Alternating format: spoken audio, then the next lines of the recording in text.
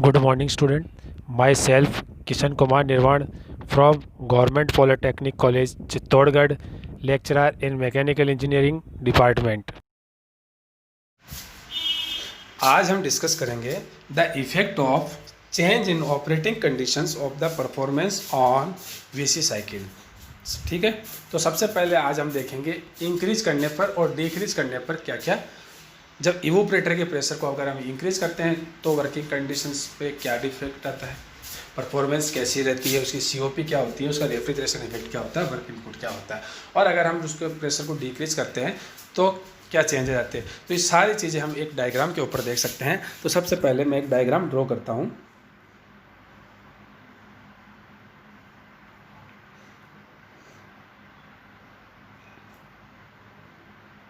ये आपके ये वाला डायग्राम देखिएगा।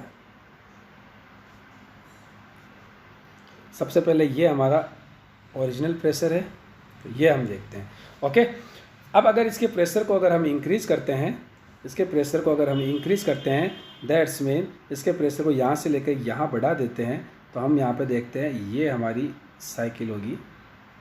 तो हम इस साइकिल के अकॉर्डिंग देखते हैं कि यहाँ पर इंक्रीज़ किया है हमने प्रेशर को। इवोपरेटर का प्रेशर जो पहले यहाँ था वहाँ से यहाँ पर हमने इंक्रीज़ किया। यहाँ पर इंक्रीज़ करने से हम देखते हैं कि पहले COP इतनी थी, आज COP भी इतनी है। दैट्स मीन रेफ्रिजरेशन इफेक्ट जो है इंक्रीज होता है। ओके, क्लियर दिख रहा है डायग्राम के अंदर, रेफ्रिजरेशन इफेक्ट जो है हमारे इंक्रीज हुआ है। देन उसके बाद हम देखते हैं वर्क इनपुट। जो हमारा वर्क इनपुट पहले इतना, वो अभी वर्क इनपुट इतना है। दैट्स मीन वर्क इनपुट भी क्या हुआ है, डिक्रीज हुआ है।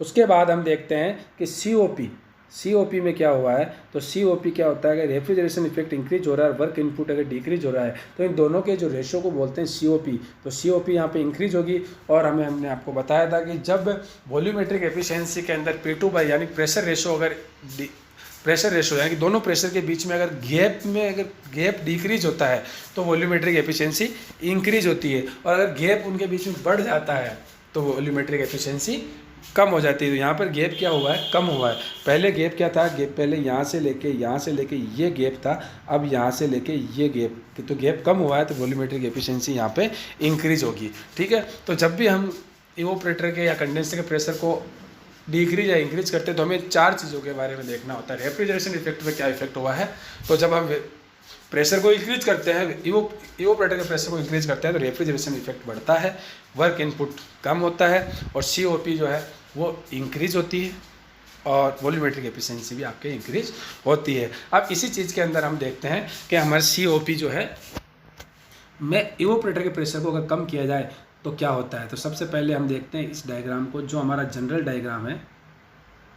ओके, अब इसके अंदर हम देखते हैं कि अगर इसके प्रेशर को अगर कम कर दिया जाए, तो अगर प्रेशर को अगर हम कम करेंगे, तो प्रेशर कम करने वाला प्रेशर अगर हम यहाँ करते हैं तो यहाँ से ये जो लाइन होगी वो यहाँ इस तरह से जाएगी, और ये डायग्राम इस तरह से बनेगा। तो हम देखते हैं कि यहाँ पे क्या हुआ, इवोपरेटर जो प्रेशर था, सॉरी रेफ्रिजरेशन इफेक्ट था, वो कम हो जाता है, वर्क इनपुट बढ़ जाता है। ठीक है, और दोनों के बीच में प्रेशर के बीच में जो गैप है वो भी बढ़ जाता है। तो हम ये देखते हैं कि डिक्रीज करने पे क्या होता है, रेफ्रिजरेशन जो इफेक्ट है वो डिक्रीज हुआ था, वर्क इनपुट इंक्रीज हुआ था। दैट्स मीन COP यहाँ पे डिक्रीज होगी, और वॉल्यूमेट्रिक एफिशिएंसी भी यहाँ पे डिक्रीज होगी, क्योंकि गैप बढ़ रहा है। तो यहाँ पे नोट में आप देखिएगा कि जब जब दोनों प्रेशर के बीच गैप बढ़ेगा तो वॉल्यूमेट्रिक एफिशिएंसी कम होगी। Okay, effect of increase of the condenser pressure. अब अगर हम देखते हैं कि कंडेंसर के प्रेशर को इंक्रीज करते हैं तो क्या इफेक्ट आते हैं, और डिक्रीज करते हैं तो क्या इफेक्ट आते हैं। तो हम देख सकते हैं यहाँ पे, आपको सबसे पहले देखते हैं इसके अंदर मेन साइकिल कौन सी है। तो मेन साइकिल इसके अंदर है ये वाली, यहाँ से वंस मेन साइकिल आपके होगी यहाँ पर, ये आपके मेन साइकिल है वंस ये वन, और यहाँ से सॉरी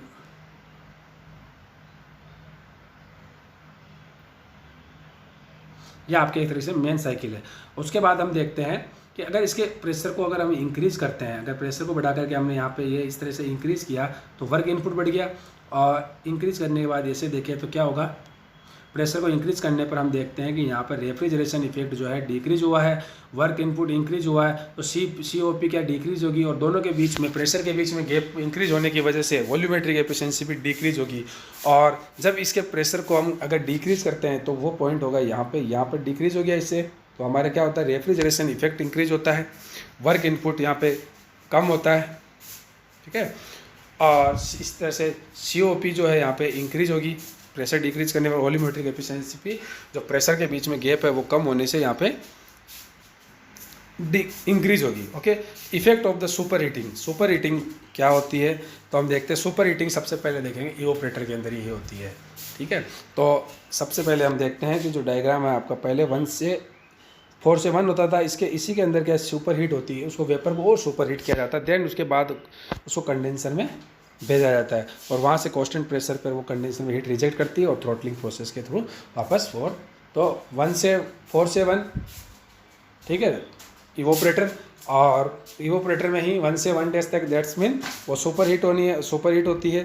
तो हम देखते हैं कि ये 4 से 1 ये सुपर हीट, तो पहले वर्क इनपुट इतना था, तो वर्क इनपुट में क्या हो रहा है, इंक्रीज हो रही, वर्क इनपुट बढ़ रहा है। ओके, तो हम इसमें देखते हैं refrigeration effect also increase. Refrigeration effect पहले क्या होता था, रेफ्रिजरेशन इफेक्ट पहले 4 से 1 होता था, अब 4 से 1 डेज तक है। तो रेफ्रिजरेशन इफेक्ट इंक्रीज हो रहा है, वर्क इनपुट ऑल्सो इंक्रीज हो रहा है। तो COP क्या होती है, refrigeration effect upon work input, तो यहाँ पर दोनों ही इंक्रीज हो रहे हैं। तो किस तरीके से पता लगाए, तो इट्स मे बी इंक्रीज और मे बी डिक्रीज। ठीक है, तो किस तरीके से होता है, मे बी इंक्रीज और मे बी डिक्रीज। तो R12 अगर हम यूज कर रहे हैं तो COP इंक्रीज होगी और NH3 के लिए COP डिक्रीज होगी। ये आपके ऑब्जेक्टिव क्वेश्चन के लिए आप याद करिएगा। और ओमेगा इक्वल टू क्या होता है, gamma upon gamma -1 P1 V1 minus P2 V2। तो गामा अपॉन गामा -1 और P1 MRT1 1 माइनस T2/T1 और 1 माइनस T2/T1, T2/T1 की वैल्यू जो हम रखते हैं तो P2/P1 गामा -1 अपॉन गामा। तो W2 तो इक्वल टू तो हम देखते हैं कि जो यहाँ पर वर्क इनपुट है वो फंक्शन ऑफ T1 है। ओके, फंक्शन ऑफ T1 है। और 1 से 2 डेज भी हम देखें तो फंक्शन ऑफ T2 डेज। तो T1 days is greater than T2, T1 days is greater than T2। तो H1 minus H4 less than H1 days minus H4 days. Okay, तो वर्क इनपुट भी यहाँ पे ज़्यादा हो रहा है।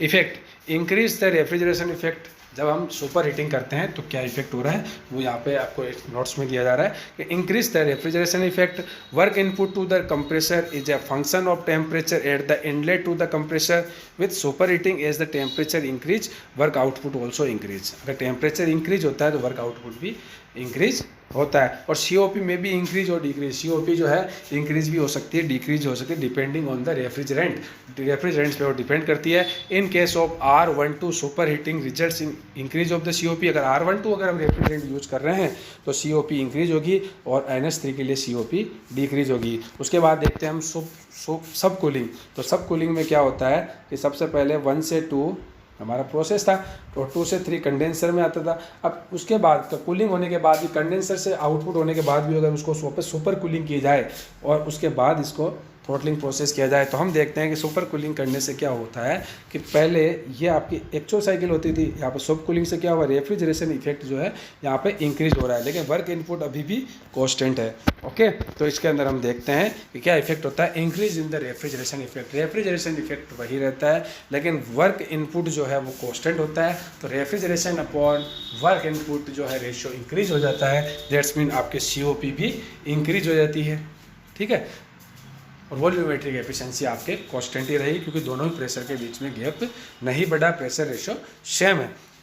ओके, तो इस तरीके से हम देखते हैं कि इवोपरेटर के प्रेशर को इंक्रीज करने पर और डिक्रीज करने पर क्या इफेक्ट आता है, और कंडेंसर के प्रेशर को भी इंक्रीज करने पर और डिक्रीज करने पर क्या इफेक्ट्स आते हैं आपके COP ऊपर, BC साइकिल के COP पर।